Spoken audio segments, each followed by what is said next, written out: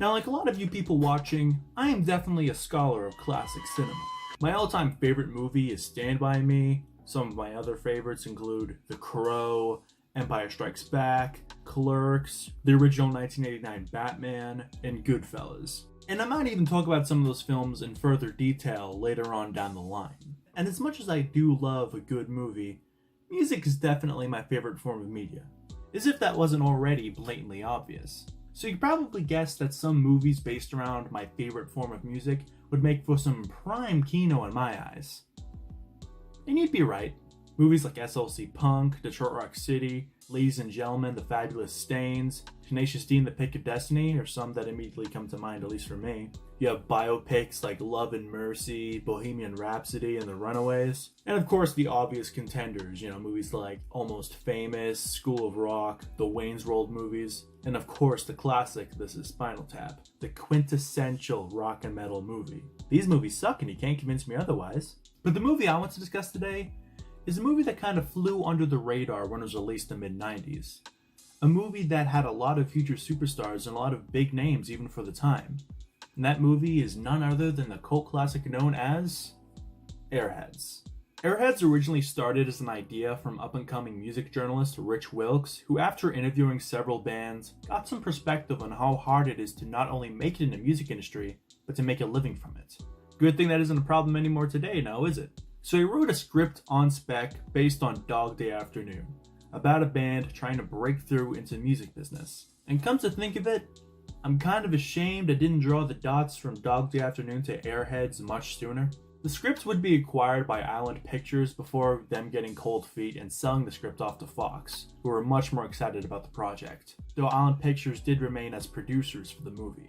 Michael Lehman was Wilkes' first choice of director because of his work on the dark comedy classic known as Heathers, and the fact that Lehman was a pretty big fan of rock music, even though his tastes were more suited to the early punk and garage rock kind of stuff, but he took the challenge upon himself to familiarize himself with the current state of music at the time. Even though he was quite apprehensive since the movie would be financed by Fox, he was worried that he would have to make the movie too safe and not have the authentic rock and roll spirit that he wanted the movie to have. I mean, keep in mind, he was still a young man at this point. He'd only made independent films. But he took the job regardless with a mission to get people to see the movie who wouldn't necessarily fall into the target audience for a movie quite like Airheads. After the director was set in stone, it was time to cast the three main leads. Brendan Fraser as the charming and likable frontman Chaz, Steve Buscemi as the tough guy, loudmouth bass player Rex, and Adam Sandler as the innocent, dopey, yet lovable drummer Pip, who low-key has most of the best lines in the movie. Okay, who are you guys? My name's Pip. The band name. Sorry about that. Okay, cops are going to get Kayla. I cut a deal with them. We got to send one person out. I'll go. One of the hostages, doof. Sorry. Holy shit. Rodney King. What's that supposed to mean? He's that guy. Brendan Fraser's biggest hit at this point was playing Link in Encino Man, which, to put it lightly, isn't exactly the most demanding role of all time, since he only really had to memorize 3 words. Where's the juice? No, where's the juice? But he also got to flex his dramatic muscles in movies like With Honors and School Ties, so it was clear that Fraser was more than a competent actor. Steve Buscemi was pretty unknown at the time, only working on indie flicks for damn near a decade, though 2 years before this he did have a starring role in Quentin Tarantino's feature-length debut, Reservoir Dogs. And the studio was really weary about casting him, but thankfully Lehman and the producers got their way and he ended up getting the part. Adam Sandler at this point had done some work in film, but most people knew him for his time on SNL. Sandler's agent was really trying to push him hard for this movie. He would hound the producers telling them, "What about Adam Sandler? We've got to get a role for Adam Sandler." And the 3 main stars have some great chemistry together. You could totally believe that they've been a hard-working band for years, even though none of them are musicians. The supporting cast included Joe Montana as Ian the Shark, the DJ. At the time, he was branching out into comedies after being in more serious drama flicks. And after Joe showed Michael Lehman an old advertisement he did for Condor Amps, he was hired. Michael McKean, aka David St. Hubbins, as Milo Jackson, the owner of the radio station. When he came in for readings, he brought in a ponytail he had cut off weeks prior in a plastic bag and said, "If you hire me, I can wear this." Amy Locane as Chaz's love interest Kayla, which is pretty interesting because Locane had played the love interest opposite of Brendan Fraser 2 years previous in the aforementioned School Ties. The film also included notable roles by Chris Farley, Ernie Hudson, Judd Nelson, Michael Richards, Marshall Bell, and a very young David Arquette. Cameos include Kurt Loder, well, at least it wasn't Ricky Rackman. Mike Judge doing the voices of Beeps and Butthead. You guys are like the Lone Rangers, right? Yeah? We saw you guys at the Wheel Well last month. You suck. Harold Ramis, who has a scene that reveals not one, but 2 cosmic truths of the universe. And that is 1, Lemmy is God, Who'd win in a wrestling match, Lemmy or God? Lemmy. God. Wrong, dickhead. Trick question. Lemmy is God. and 2, Wings, not Rings. What side you taking the big David Lee Roth Van Halen split? What do you mean? What kind of question is that? What side did you take, Halen or Roth? Van Halen. He's a cop. Oh, Later, taken. Oink, oink. It also included the band's Galactic Cowboys, who played the fictional band The Sons of Thunder, and White Zombie as themselves. The studio originally tried to get bands like Metallica, Cannibal Corpse, and Testament, but they all turned the studio down. Though probably the best cameo was one from the legend himself, the aforementioned Lemmy Kilmister.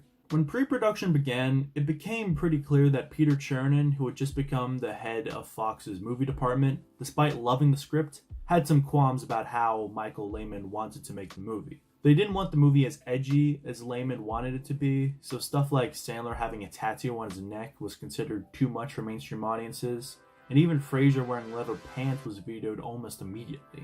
And producer Bob Simons even detested having Steve Buscemi wearing a shirt that said "Blow Me." Fraser later said, and I quote, "Michael Lehman really wanted to make an edgier movie than the studio was allowing us to. They wanted us to look like Bruce Springsteen's Born in the USA, and that was about as edgy as they were willing to come."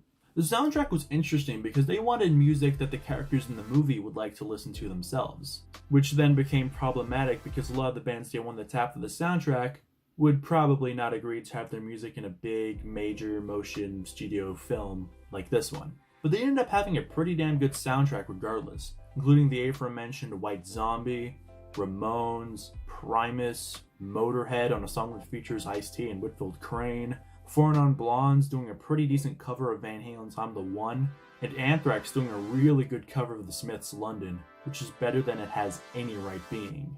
There's also a band on the soundtrack that go by the name Degeneration. They were a glam punk band who named themselves after the song Degenerated by the hardcore band Reagan Youth. Degeneration recorded a cover of the song that was included on a demo tape that somehow made its way to the studio during pre-production, and the studio really zeroed in on the song Degenerated and decided to use it for the piece de resistance of the final act. It's the only song you hear of the Lone Rangers performing the entire movie. The instrumentation is handled by members of White Zombie, but the vocals are actually handled by Fraser himself. And they're not bad actually, he's basically doing a Johnny Rotten impression the entire time.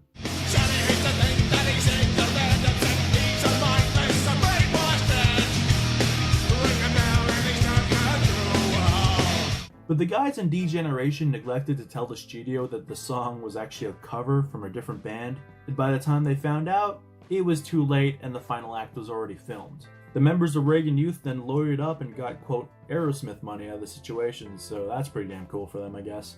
During shooting, it was paramount that the tone would be very important. The plot was so dramatic since it revolved around an unknown band taking a radio station hostage, and considering the characters weren't exactly the brightest bulbs in the bunch, the situation itself would be humorous, so it was important to play it as straight as humanly possible. So having the characters wink and nod at the audience the entire film, it would 1, be really pointless, and 2, would likely insult the viewer's intelligence. So it's a good thing they didn't do that. Producer Michael London would have conversations with Michael Lehman, saying, and I quote, "We should never be laughing at these characters and their desire to be heard." The crew had a lot of fun on set, a lot of them saying it was the most fun movie shoot on the Fox lot since Young Frankenstein, and Nina Sismasco, who played Susie, said it felt like summer camp, not a job. And of course there was Chris Farley and Adam Sandler on set who were constantly getting into trouble. And a big reason as to why it was so fun for the crew is that Michael Lehman's directing was really laid back, and he really allowed the actors to make the roles their own. He wasn't about telling other people about how to do their job, but at the same time, if something didn't work, he was not shy about telling them, hey cool, how about we try something else instead? He also gave Rich Wilkes a lot of freedom on set. He wasn't threatened by having the writer on set like a lot of directors would be. Rich later said that Michael Lehman basically let him do whatever he wanted. Having Michael Richards in the movie in a sort of die-hard situation with him being the man inside, crawling around in the vents and such, it was decided for this to happen because it would get pretty stale if it was just cutting back and forth between the guys in the station and Kayla trying to get the cassette tape. And it's kind of hilarious how he gets really nothing done at the end of the day. But he does end up arming the protagonist with a real gun instead of the water pistols that they had tricked everybody into thinking were real firearms for the entire movie. Adam Sandler was really nervous about the scene that he had to be nude for. He put it out of his mind for weeks until the day came when they had to shoot.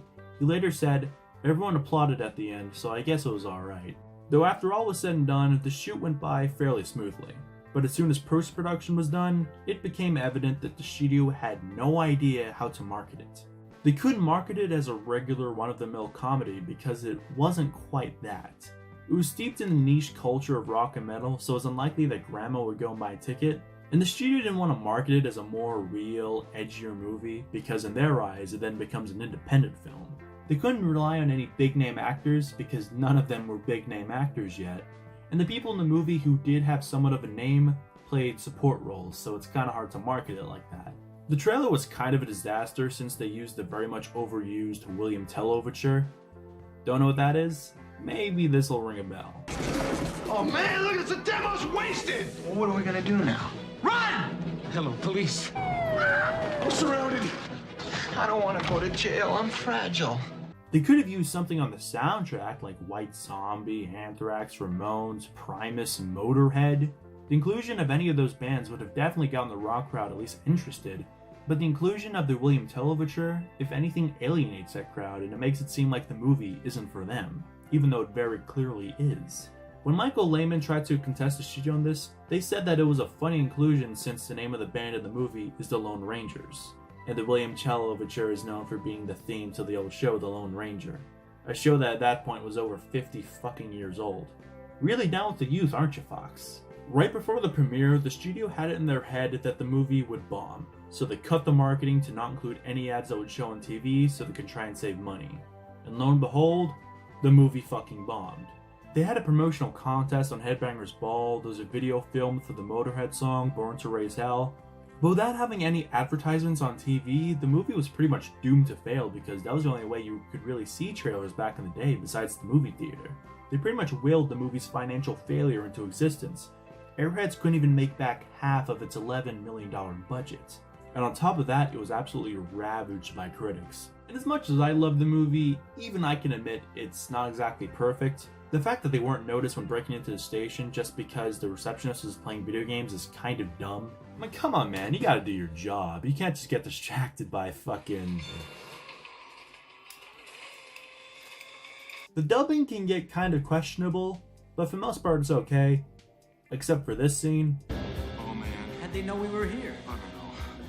I don't know, okay. Look, maybe they're just on patrol. Alright, we didn't do nothing, right? What? You go. You guys suck. And as mentioned before, the script was based off of Dog Day Afternoon, and it kinda shows. The protagonists go into an establishment wanting to be in and out quickly without anyone being hurt, but due to circumstances out of their control, everything escalates with the police and ends up leading to a hostage situation. The main protagonist develops a relationship of sorts with one of the cops in particular for negotiations. The protagonists, even though they are deeply flawed, the onlookers end up rooting for them anyway. The protagonists are portrayed as fairly likable people, all things considered, and they actually get pretty chummy with the hostages. The main character sends out for the cops to bring his love interest to him. Some backstory of the main character comes out and it causes a big scene and acts as a plot twist. The protagonists almost reach their endgame, but due to circumstances out of their control, it doesn't quite happen. Though in Airheads' case, it does technically happen, but they still end up having to do jail time. In Airheads is obviously much more lighthearted because it is a comedy, but still it does ape Dog Day Afternoon's plot to a great extent. Michael Lehman said that he felt that people were more inclined to give it a bad review given the name of the movie, and yeah, I can't say I disagree. A woman even approached Brendan Fraser at a bank in New York and told him how much she hated Airheads. I mean, it was that bad. But as the years went on, it eventually became a cult classic, and I completely get why. It's endlessly quotable, has funny and relatable characters, has a great soundtrack, and captures an interesting snapshot of 90s culture. And even though this movie flopped, a lot of people involved with the movie had great success later on in their careers. Rich Wilkes was the sole screenwriter for the first XXX movie and the Motley Crue biopic The Dirt. David Arquette would later star in the Scream series.